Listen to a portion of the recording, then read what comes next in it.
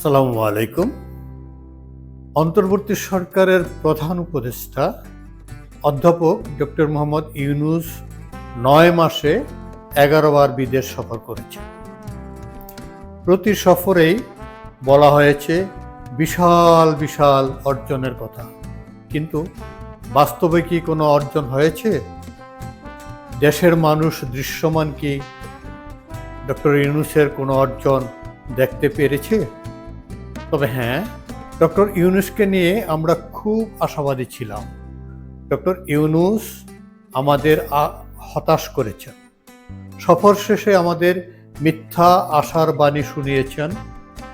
বিদেশি বিনিয়োগ একটিও আসেনি। বাংলাদেশে বিদেশিরা বিনিয়োগ করবেন কিসের ভিত্তিতে?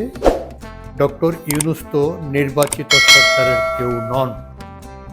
বিদেশিরা মনে করেন কতদিনই বা ডক্টর ইউনূস ক্ষমতায় থাকবেন। নির্বাচিত সরকারের তো সুনির্দিষ্ট একটি সময় থাকে, সে অনুযায়ী বিদেশি বিনিয়োগ হয়ে থাকে। স্বল্প সময়ের জন্য বিদেশিরা বিনিয়োগ করতে আগ্রহ দেখায় না, ফলে ইউনূস সরকার এগুতে পারছে না, পারবেও না। এদিকে বিএনপির আন্তর্জাতিক বিষয়ক সম্পাদক ও ফরেন অ্যাফেয়ার্স কমিটির সদস্য ব্যারিস্টার রুমিন ফারহানা বলেছেন, ডক্টর ইউনূস ও তার কিছু পোষা স্টুডেন্ট ছাড়া সবাই নির্বাচন চায়। রাজনৈতিক দলগুলো নির্বাচন চায়, নিবন্ধিত অনিবন্ধিত সকল দল নির্বাচন চায়, বিদেশিরাও নির্বাচন চায়। নির্বাচন চায় না শুধু এ সরকার। সম্প্রতি একটি টকশোতে হাজির হয়ে এসব কথা বলেছেন রুমিন ফারহানা। রুমিন ফারহানা মনে করেন রাজনীতিবিদদের হেয় প্রতিপন্ন করা হচ্ছে। বিএনপির এই নেত্রী রুমিন বলেন, 1/11-এর সময় যেমন রাজনীতিবিদদের চরিত্র হরণ করা হচ্ছিল, আমি গত কয়েক মাস ধরে দেখতে পাচ্ছি এমন। রুমিন বলেন, যখন আমরা আন্দোলন করেছি তখন এরা ছাত্রলীগ হয়ে লুকিয়েছিল ভাই। এরা জায়গায় জায়গায় ছাত্রলীগ হয়ে লুকিয়েছিল। তখন নুরুল হক নূর মার খেয়েছে। আমি সংসদে দাঁড়িয়ে প্রধানমন্ত্রীর সঙ্গে কথা বলেছি। সাকিবাই তখন আন্দোলন করেছে, মার খেয়েছে, রাস্তায় পুলিশের সঙ্গে ধস্তাধস্তি হয়েছে। এসব দিন আমরা পার করেছি। তো এখন তারা আমাদের কথায় কথায় ভারতের দালাল, র এর এজেন্ট এসব বলে।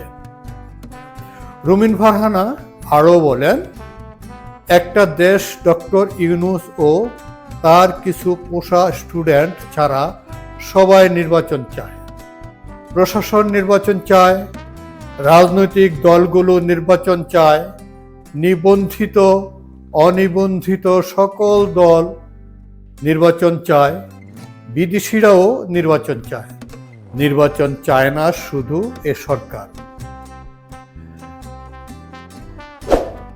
বিনিয়োগ কমে যাওয়ার বিষয়ে রুমিন ফারহানা বলেন, এ সরকার না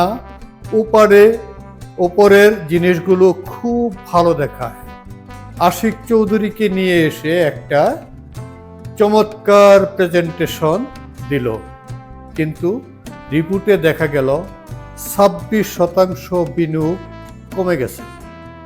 গত বছরের 9 মাসের সঙ্গে এ বছরের 9 মাস তুলনা করলে 26% কমেছে বিনিয়োগ। দর্শক, এই বিনিয়োগের বিষয়ে আরও অনেক কথা আছে। অনুষ্ঠানের শেষের দিকে রুমিন ফারহানা বলেন, আমি শুধু একটা কথাই বলবো, নির্বাচিত সরকার অতি খারাপ সরকারও অনির্বাচিত সরকারের চেয়ে বেটার হয়। আপনাদের কল্যাণ হোক। আল্লাহ হাফেজ।